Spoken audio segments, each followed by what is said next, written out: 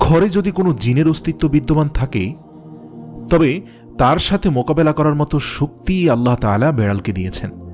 বেড়ালটি জিনের সাথে থাকা নেগেটিভ এনার্জিগুলোকেও শোষণ করে ফেলতে পারে। শুধু তাই নয়, বেড়ালের শরীরে আল্লাহ এমন একটি ব্যাকটেরিয়া দিয়েছেন যা কিনা আমাদের আশেপাশে থাকা সব ধরনের নেগেটিভ এনার্জিকে শোষণ করে নেয়।